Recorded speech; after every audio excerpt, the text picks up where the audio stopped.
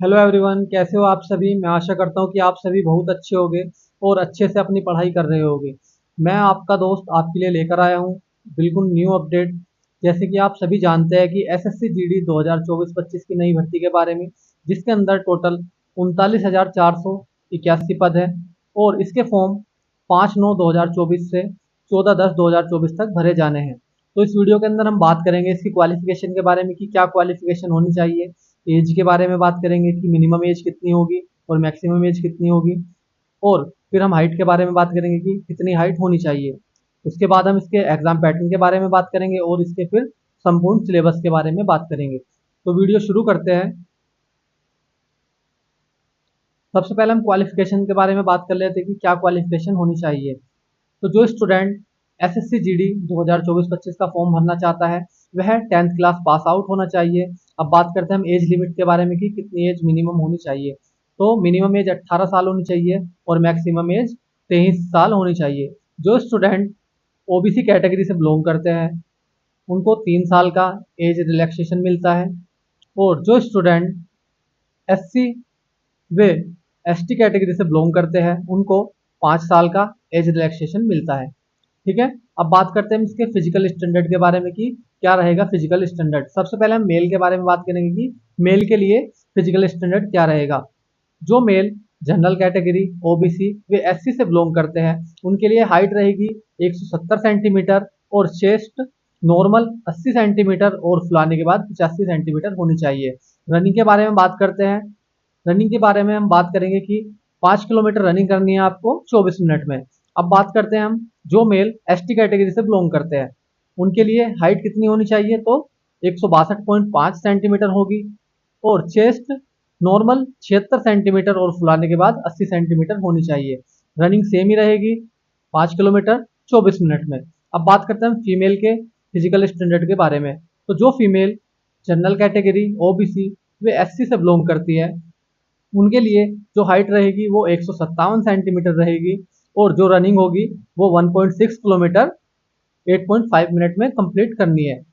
जो female ST category से belong करती है उनके लिए हाइट 150 सेंटीमीटर रहेगी और रनिंग 1.6 किलोमीटर और कितने में करनी है, 8.5 मिनट में कंप्लीट करनी है। अब बात करते हैं हम एनसीसी सर्टिफिकेट होल्डर्स के बारे में कि जिन स्टूडेंट के पास एनसीसी सर्टिफिकेट है उनको इस वैकेंसी में क्या फायदा होने वाला है। तो जिस स्टूडेंट के पास एनसीसी सी ग्रेड सर्टिफिकेट है उसको 5% अतिरिक्त अंक दिए जाएंगे।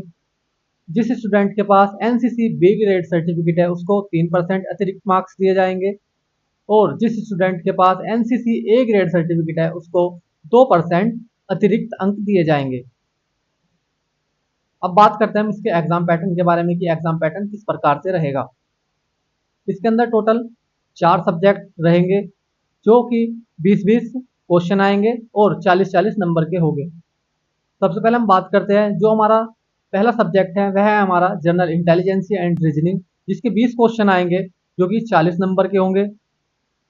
दूसरा सब्जेक्ट है हमारा general knowledge and general awareness, जिसके 20 क्वेश्चन आएंगे और वो भी 40 नंबर के रहेंगे। तीसरा सब्जेक्ट है हमारा एलिमेंट्री मैथमेटिक्स, जिसके 20 क्वेश्चन आएंगे जो कि 40 नंबर के रहेंगे वो भी।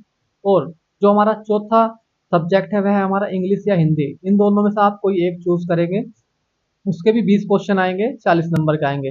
टोटल 80 क्वेश्चन हो गए जो कि आपके 160 नंबर के हो गए। और टाइम ड्यूरेशन की बात कर लेते हैं तो 1 घंटा होगा। अब बात करते हैं हम सिलेबस के बारे में सब्जेक्ट वाइज। तो सबसे पहले हम बात करेंगे general knowledge and general awareness के सिलेबस के बारे में। इसके अंदर टोटल 8 टॉपिक है जिनसे एग्जाम में क्वेश्चन आते हैं।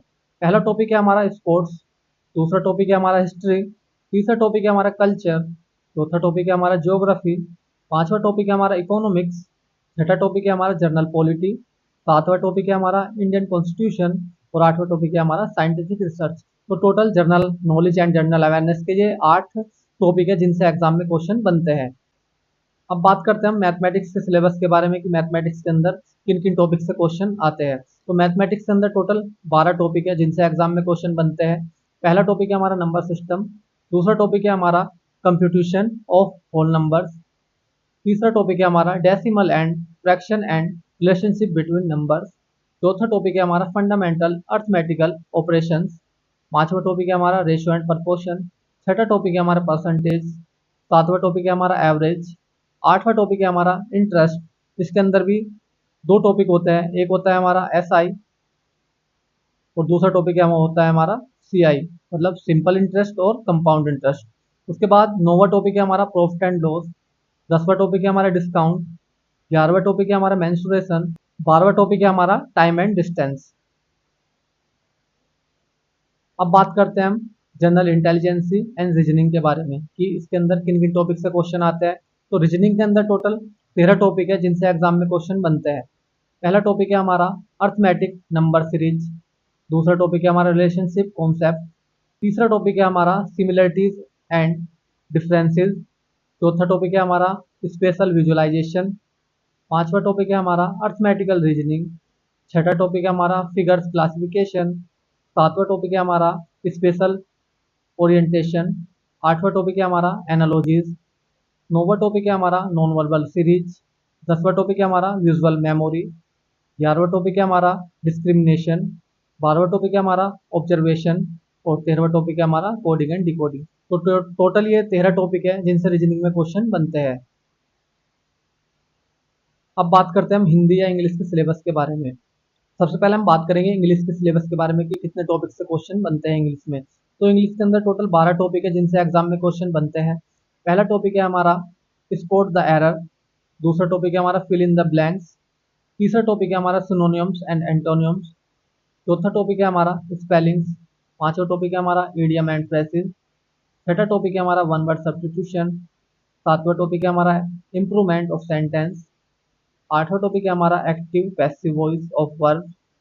नौवां टॉपिक है हमारा conversion into direct indirect narration. दसवां टॉपिक है हमारा सफलिंग ऑफ सेंटेंस पार्ट्स।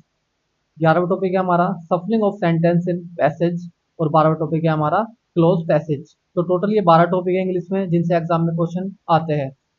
हम बात करते हैं हिंदी के सिलेबस के बारे में। टोटल हिंदी के अंदर भी 11 टॉपिक है जिनसे एग्जाम में क्वेश्चन बनते हैं। पहला टॉपिक है हमारा व्याकरण संबंधी वाक्यों में सामान्य त्रुटि। दूसरा टॉपिक है हमारा वाक्यों में सुधार। तीसरा टॉपिक है हमारा वाक्यों का परिवर्तन। चौथा टॉपिक है हमारा रिक्त स्थानों की पूर्ति। पांचवा टॉपिक है हमारा पर्यायवाची और छठा टॉपिक है हमारा विलोम।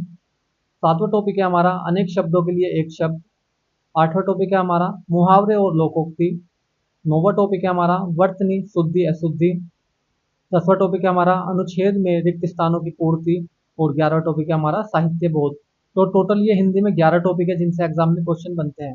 मैं आशा करता हूँ कि आपको ये वीडियो अच्छी लगी होगी और जो इन्फॉर्मेशन मैंने आपको इस वीडियो में दी है वो आपको अच्छे से समझ में आ गई होगी। अगर आपको ये वीडियो अच्छी लगी है तो आप मेरी वीडियो को लाइक कर सकते हैं और हमारे चैनल को सब्सक्राइब कर सकते हैं जिससे कि आपको न्यू वीडियो का नोटिफिकेशन तुरंत मिल सके।